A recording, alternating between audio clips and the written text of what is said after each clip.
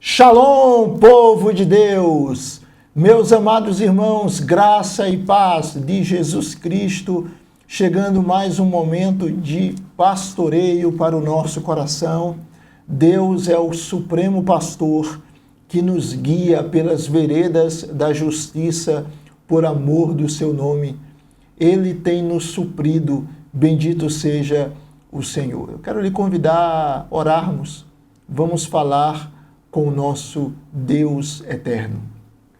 Ó Senhor nosso Deus, Tu és digno de receber toda a honra e toda a glória, e o nosso coração Te louva por podermos Te amar.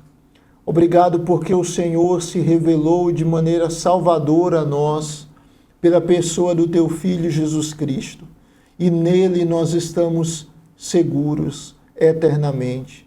Dá-nos um coração grato a Ti, dá-nos uma alma que se regozija no Senhor sempre.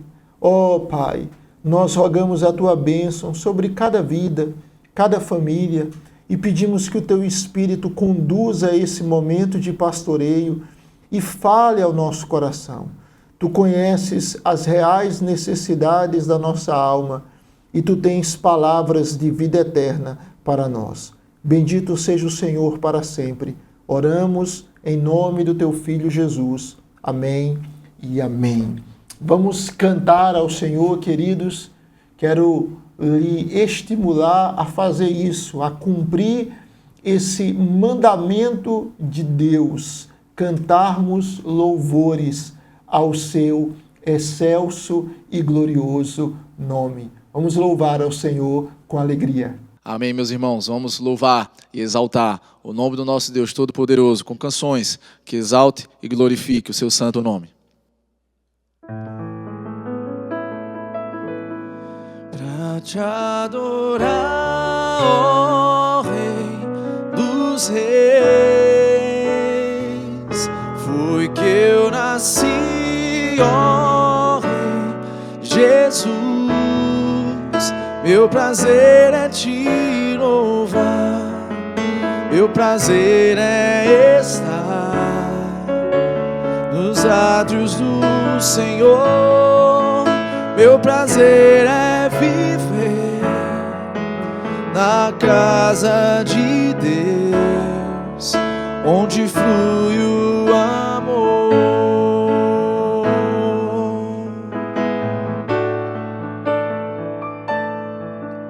Em espírito,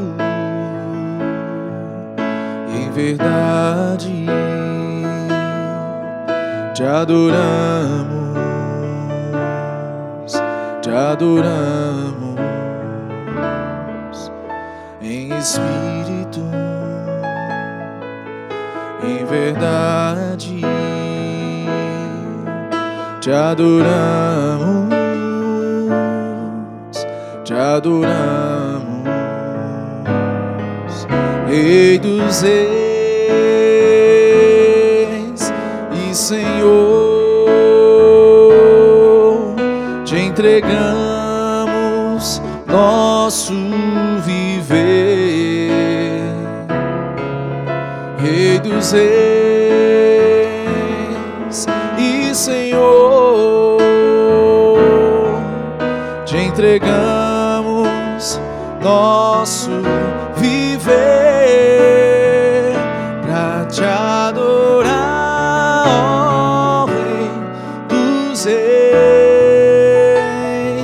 foi que eu nasci, ó Rei Jesus. Meu prazer é Te louvar, meu prazer é estar nos átrios do Senhor.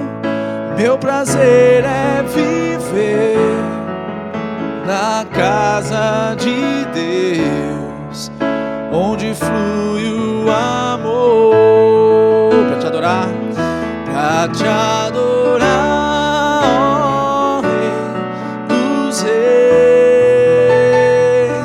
foi que eu nasci, ó Rei Jesus.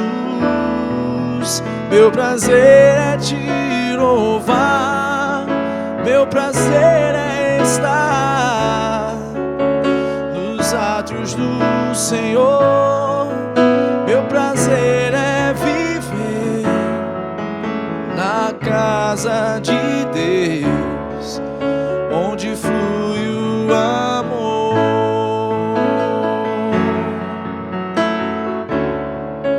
ministrando louvor,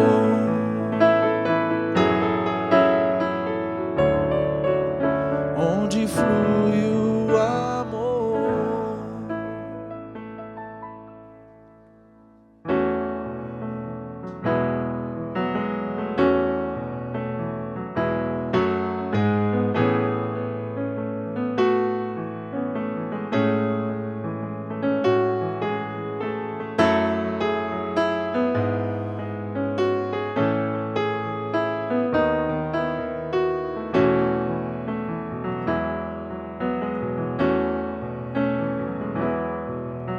Vinde, adoremos,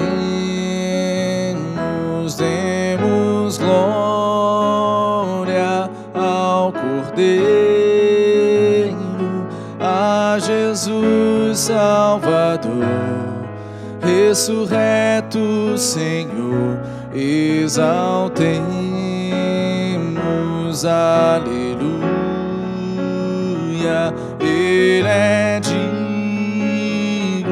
Ele é santo, soberano e fiel, sempre eterno e imortal, verdadeiro.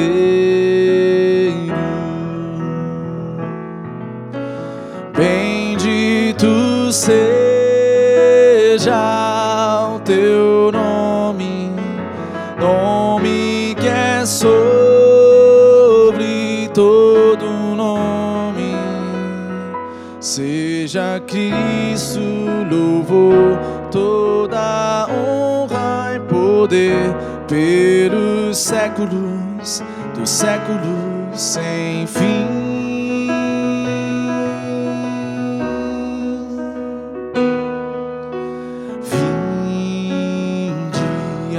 Adoremos, demos glória ao Cordeiro, a Jesus Salvador, ressurreto Senhor, exaltemos, aleluia. Ele é digno, Ele é santo, soberano e fiel, sempre eterno e imortal, verdadeiro. Bendito seja o teu nome, nome que é sobre todo nome. Seja Cristo louvor, toda honra e poder pelos séculos dos séculos sem fim.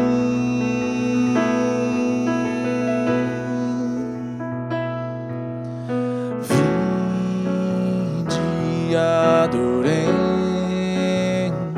demos glória ao Cordeiro, a Jesus Salvador, ressurreto Senhor, exaltemos, aleluia. Ele é digno, Ele é santo, soberano e fiel, sempre eterno e imortal, verdadeiro.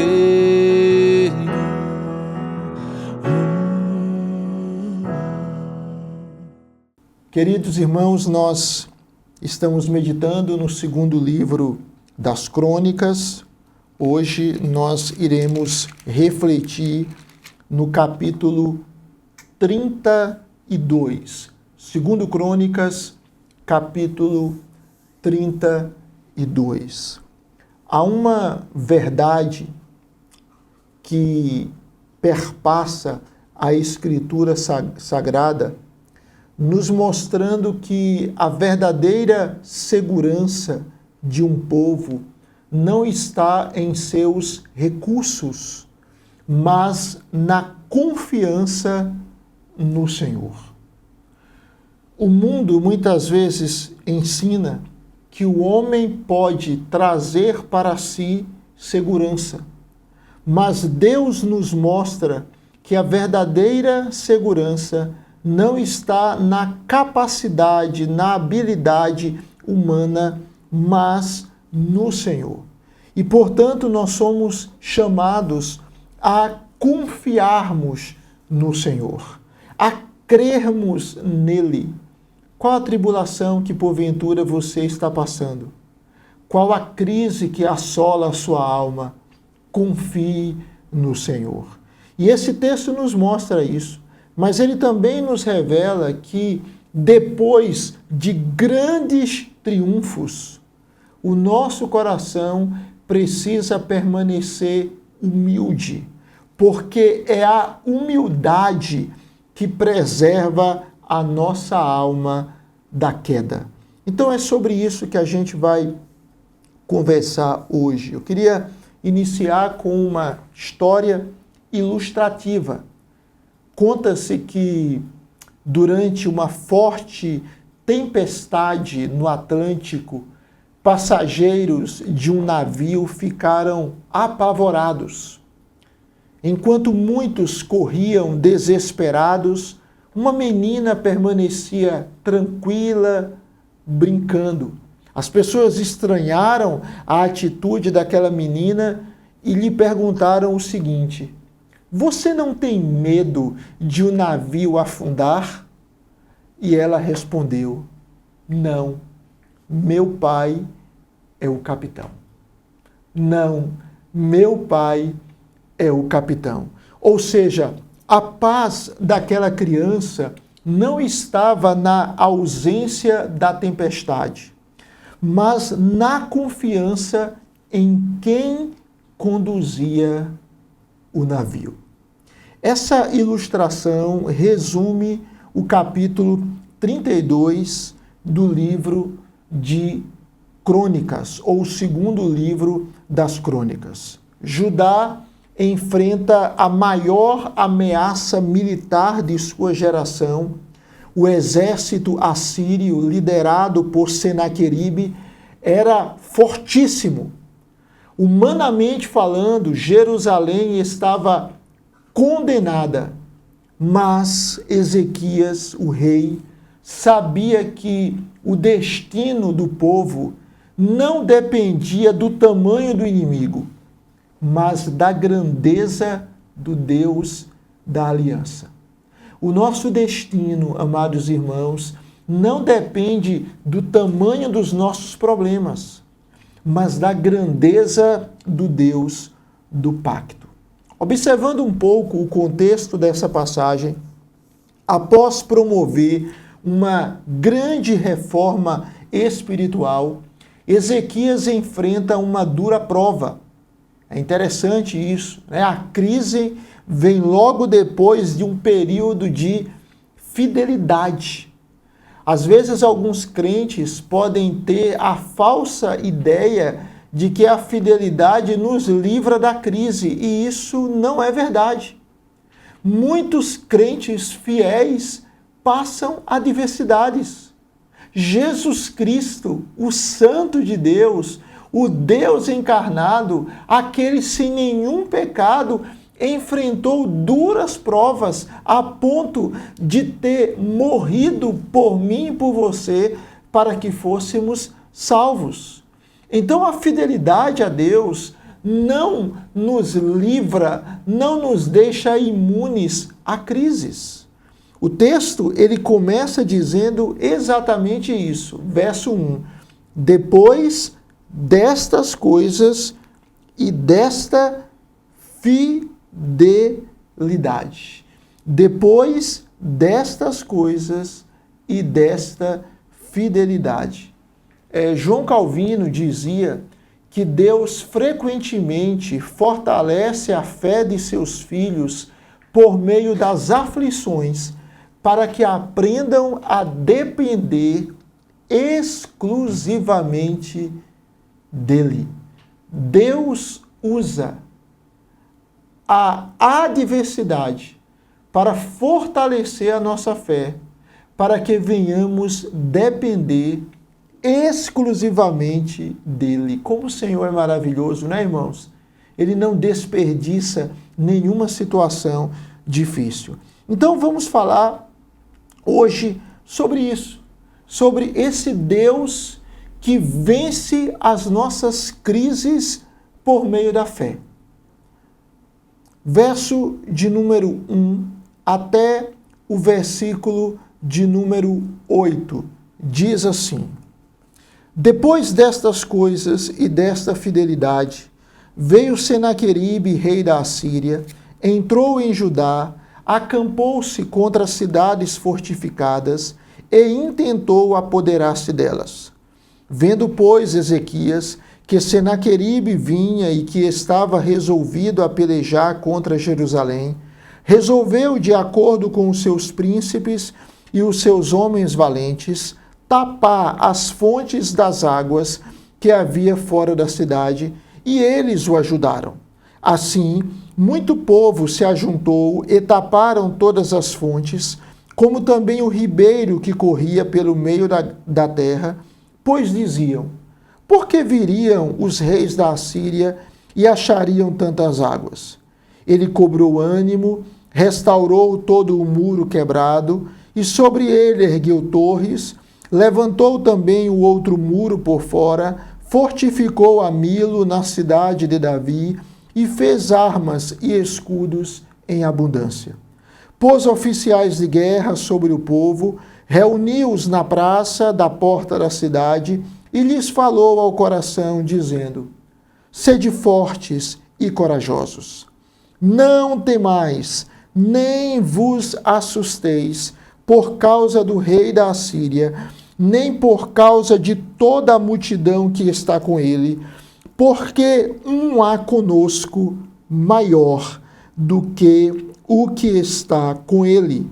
Com ele está o braço da carne, mas conosco o Senhor nosso Deus, para nos ajudar e para guerrear nossas guerras.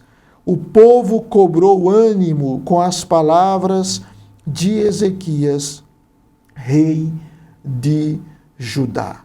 Em primeiro lugar, esse texto nos mostra que a verdadeira fé, a fé genuína, prudente, prepara-se para as lutas, para as batalhas. Observe que o texto nos mostra que quando Senaqueribe busca invadir Judá, Ezequias toma algumas providências. Ele fecha as fontes de água, fortalece os muros, fabrica armas, organiza o exército e fortalece o povo. Que princípio essa atitude de Ezequias ensina?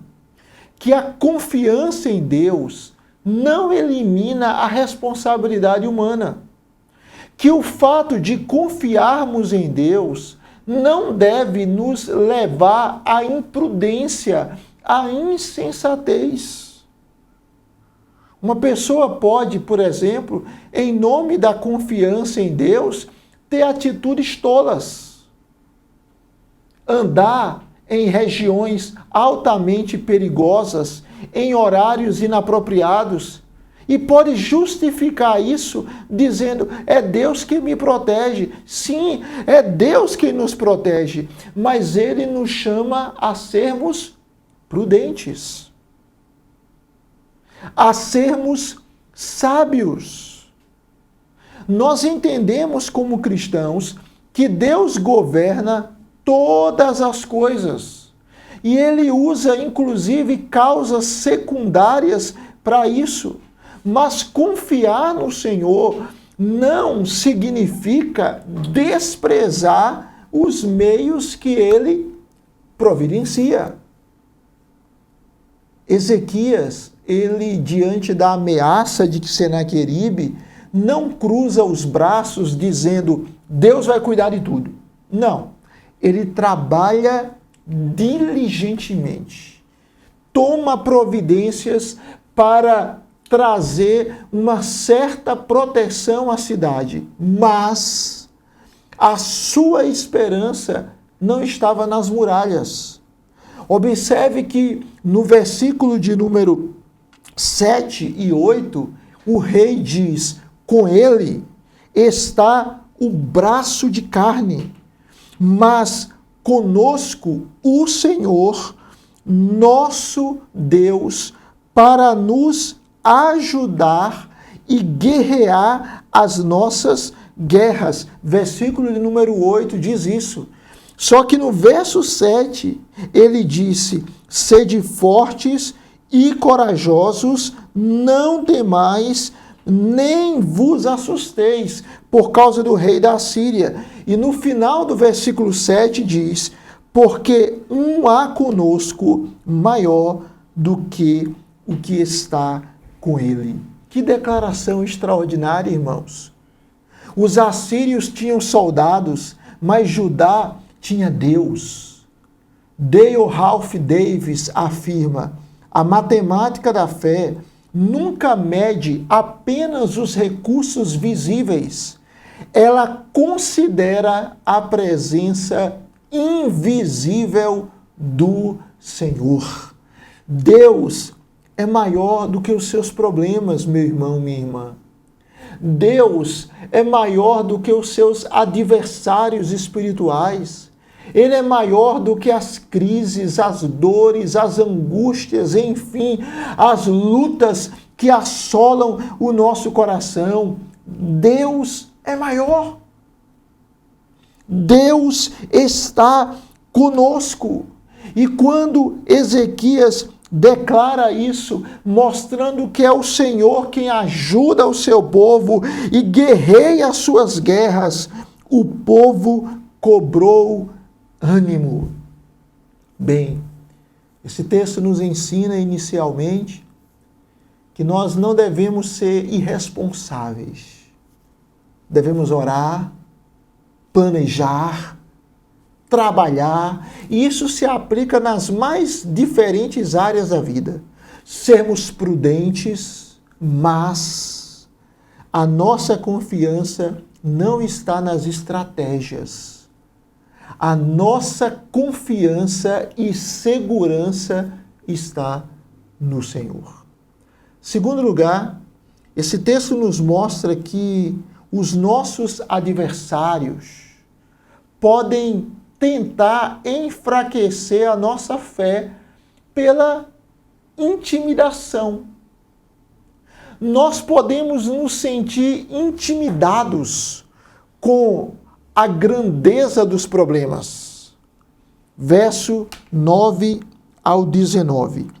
Depois disto, enquanto Senaqueribe, rei da Assíria, com todo o seu exército, sitiava Laquis, enviou os seus servos a Ezequias, rei de Judá, que estava em Jerusalém, dizendo, assim diz Senaqueribe, rei da Assíria, em que confiais vós para vos deixardes sitiar em Jerusalém?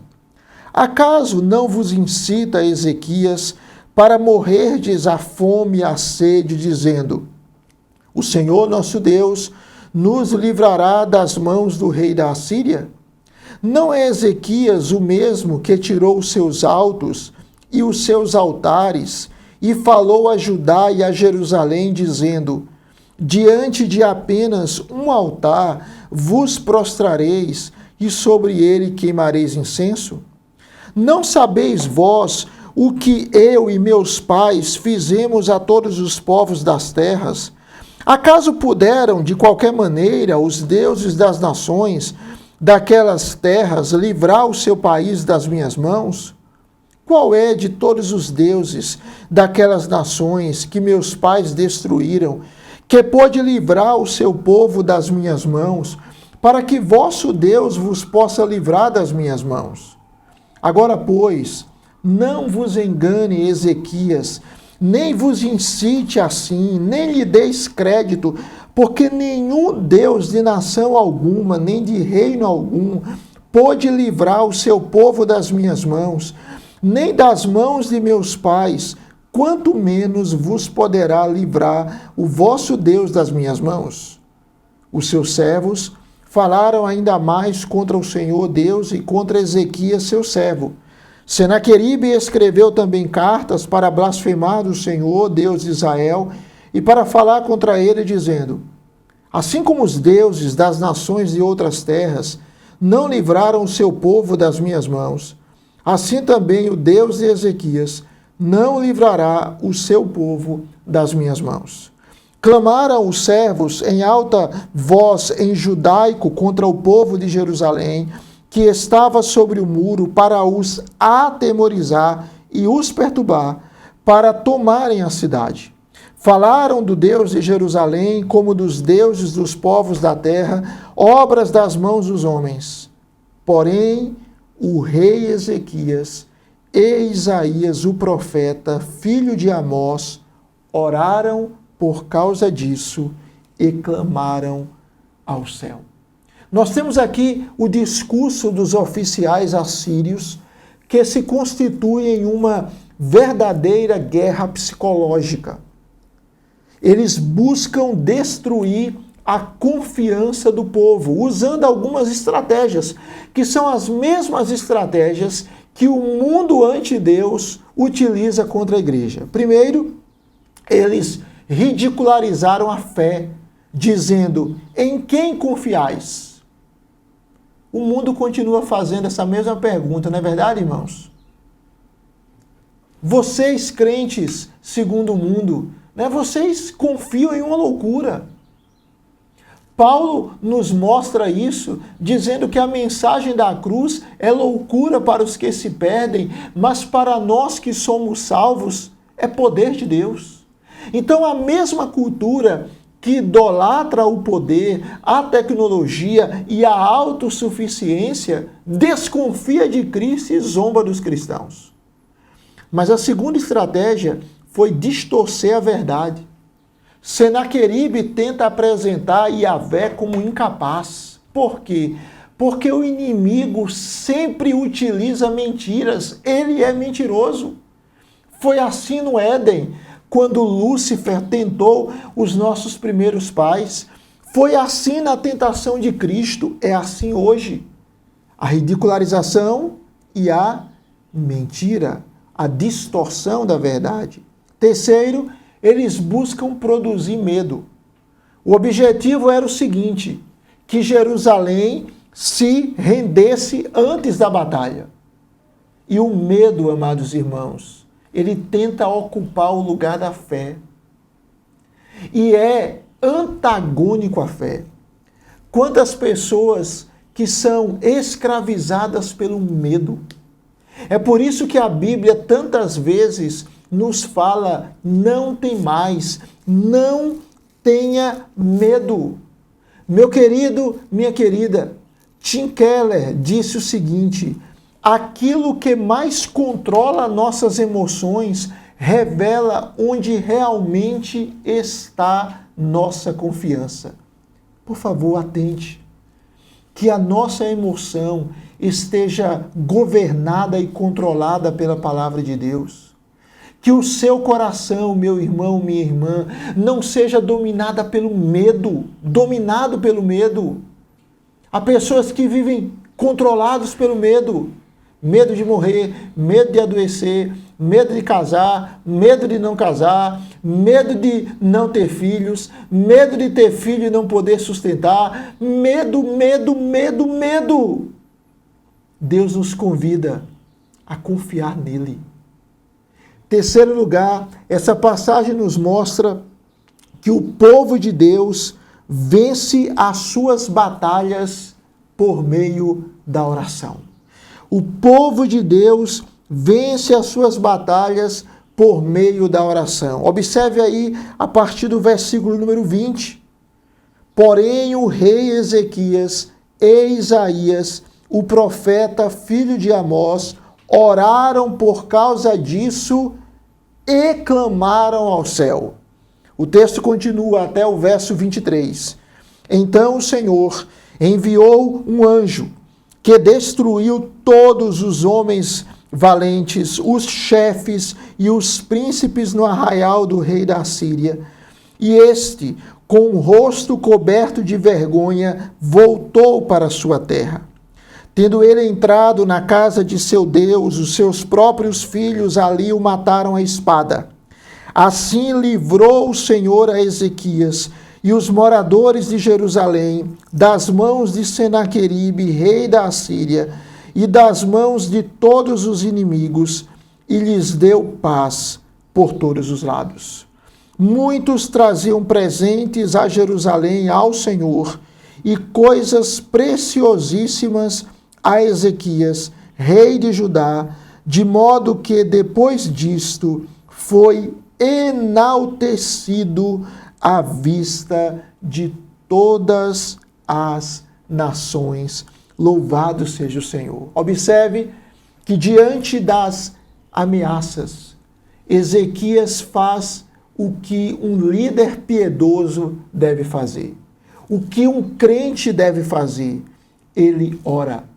O profeta Isaías também ora. Rei e profeta se unem diante do Senhor. Observe, antes da estratégia militar, vem a dependência espiritual. Quem vence as nossas batalhas é o Senhor. Antes da estratégia militar, vem a dependência espiritual. E o que é que Deus faz? Deus responde à oração. Sem batalha, sem grandes campanhas militares, sem mérito humano, um único anjo derrota o exército assírio. O maior império da época cai diante de um anjo do Senhor. Quando Deus decide agir, irmãos, nada impede. Agindo o Senhor, quem impedirá? O que esse texto está nos mostrando é que a salvação pertence ao Senhor e que Ele não precisa da força humana para cumprir os seus propósitos. Não! Meu irmão, minha irmã, é Deus quem nos dá a vitória. Isso aqui aponta para o Evangelho. Jerusalém era incapaz de salvar-se, de vencer Senaqueribe. Nós também somos incapazes de vencer o pecado. E assim como o Senhor enviou um anjo para destruir todos os homens valentes, chefes e príncipes do arraial do rei da Síria, esse mesmo Senhor enviou Jesus para vencer o mundo, a carne e o diabo, para subjugar o pecado e nos dar vitória. Por causa de Jesus Cristo, nós somos livres. Em virtude da obra de Cristo, nós somos mais do que vencedores. Cristo derrotou os nossos maiores inimigos. Nos lembremos, nossa vitória não é conquistada por nossa força, mas pelo Senhor. A Bíblia diz em Romanos capítulo 8 que nós somos mais do que vencedores por meio daquele que nos amou. Em Cristo Jesus, eu e você somos mais do que vencedores a despeito das lutas.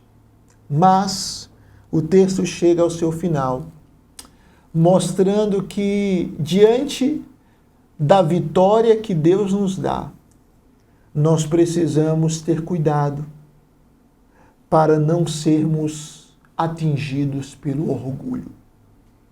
É interessante como o ser humano recebe bênçãos de Deus e ele pode se orgulhar por bênçãos que ele recebeu graciosamente de Deus. Essa passagem nos ensina a, diante dos benefícios do Senhor, diante da salvação de Deus, diante das vitórias dele na nossa existência, não termos orgulho, mas humildade. Do verso 24 até o verso 31, veja que a narrativa vai mudar completamente. Naqueles dias, adoeceu Ezequias mortalmente. Então orou ao Senhor, que lhe falou e lhe deu um sinal. Mas não correspondeu Ezequias aos benefícios que lhe foram feitos, pois o seu coração se exaltou, pelo que houve ira contra ele e contra Judá e Jerusalém. Ezequias, porém, se humilhou por se ter exaltado o seu coração, ele e os habitantes de Jerusalém, e a ira do Senhor não veio contra eles nos dias de Ezequias. Teve Ezequias riquezas e glória em grande abundância, proveu-se de tesourarias para prata, ouro, pedras preciosas, especiarias, escudos e toda sorte de objetos desejáveis. Também proveu-se de armazéns para a colheita do cereal, do vinho e do azeite, e de estrebarias para toda espécie de animais e de redis para os rebanhos. Edificou também cidades e possuiu ovelhas e vacas em abundância, porque Deus lhe tinha dado muito numerosas possessões. Também o mesmo Ezequias tapou o manancial superior das águas de Gion e as canalizou para o ocidente da cidade de Davi. Ezequias prosperou em toda a sua obra.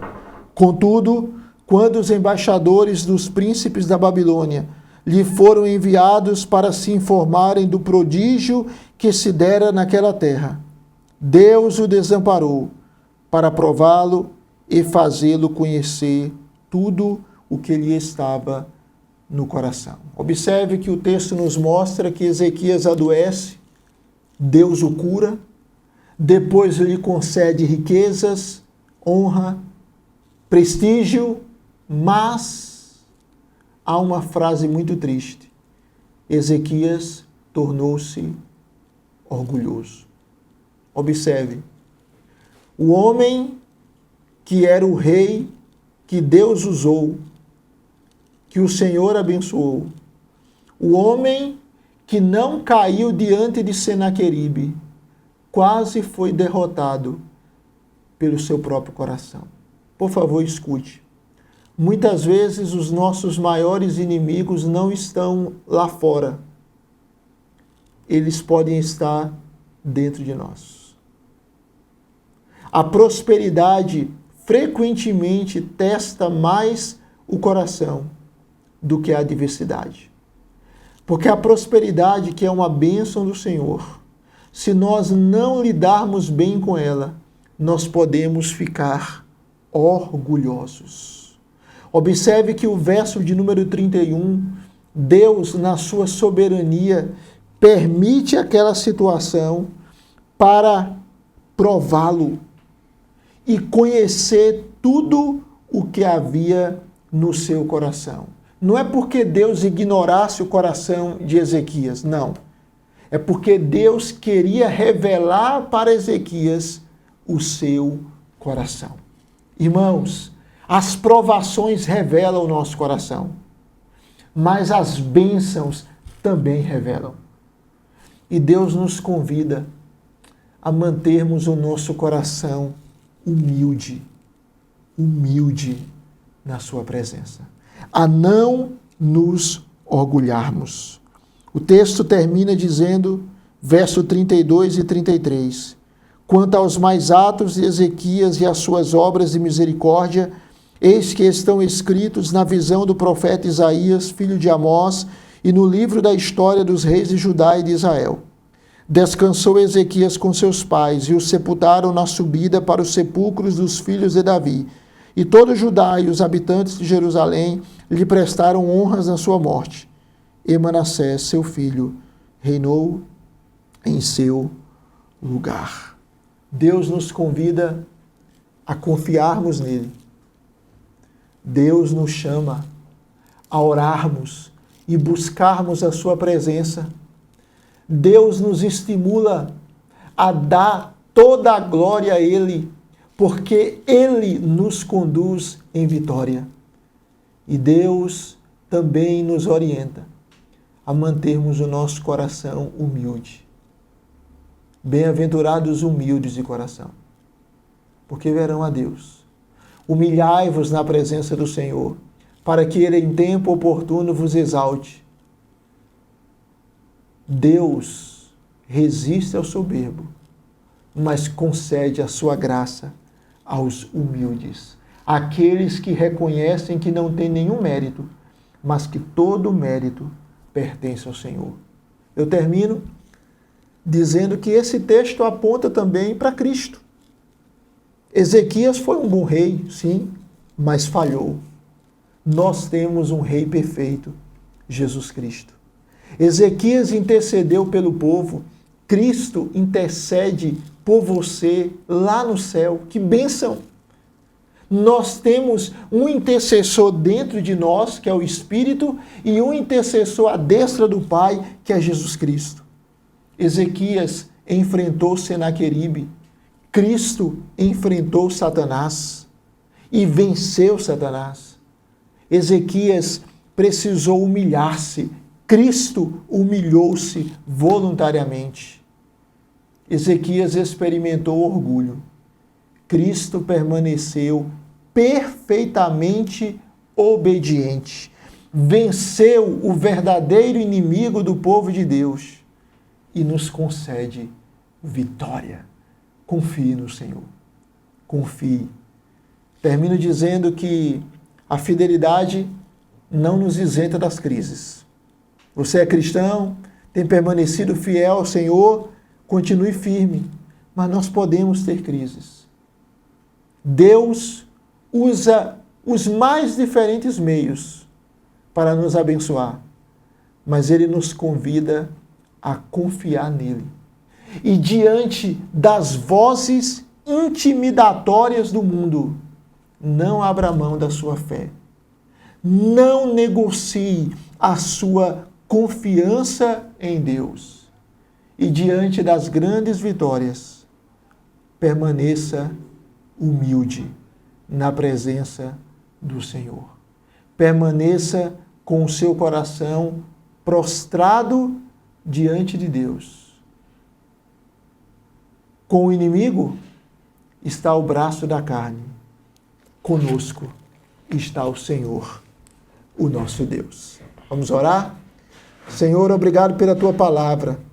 Queremos te agradecer pelo privilégio de meditar nela.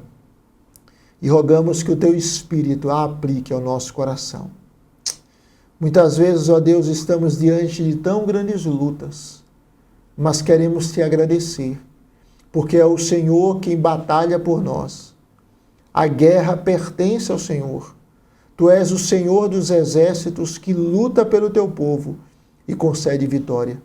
Ó Deus, aquieta o nosso coração com essa certeza de que nós podemos orar, podemos buscar a tua presença e sabermos que o Senhor é todo-poderoso e tem cuidado de nós. Deus, que a gente não negocie a nossa fé de forma nenhuma, que o mundo não consiga nos intimidar, mas que os nossos olhos estejam fixos em Jesus, o autor e consumador da fé, que a nossa alma permaneça humilhada diante do Senhor, desprovida de orgulho, e que nós possamos crer que o Senhor tem planos bons para nós, e que é o Senhor quem nos conduz em vitória. Que possamos amar a Tua palavra, seguir a Tua palavra, ouvir a Tua voz. E se somos tentados a ficarmos desanimados por causa das lutas desse mundo, Senhor, nos anima, nos fortalece. Abençoe o Teu povo, Senhor, segundo a necessidade de cada um. Oramos em nome de Jesus. Amém. Amém. Que Deus nos abençoe. Encerramos mais um momento de pastoreio e a nossa expectativa é que a palavra de Deus continue alimentando o nosso coração. Mas antes de nós encerrarmos, quero lhe convidar a cantar mais um cântico ao Senhor com muita alegria. Ele nos conduz em vitória. Tu és soberano sobre a terra, sobre os céus, tu és Senhor absoluto. Tudo que existe e acontece, tu sabes muito bem. Tu és tremendo, e apesar desta glória que tens, tu te importas comigo também. E esse amor tão grande eleva-me, amar-me a ti. Tu és tremendo. Cantemos, tu és soberano. Tu és soberano sobre a terra, sobre os céus, tu és Senhor absoluto. Tudo que existe acontece, tu sabes muito bem. Tu és tremendo, e apesar desta glória, e apesar desta glória que tens, tu te importas comigo também. E esse amor tão grande eleva-me e amar-me a ti. Tu és tremendo, e apesar desta glória que tens, tu te importas comigo também. E esse amor tão grande eleva-me e amar-me a ti. Tu és tremendo. Bem, irmãos, que Deus nos abençoe ricamente, com graça, misericórdia e paz, e que os nossos olhos estejam fixos no Senhor Jesus. Nele nós somos mais do que vencedores. Amém e amém.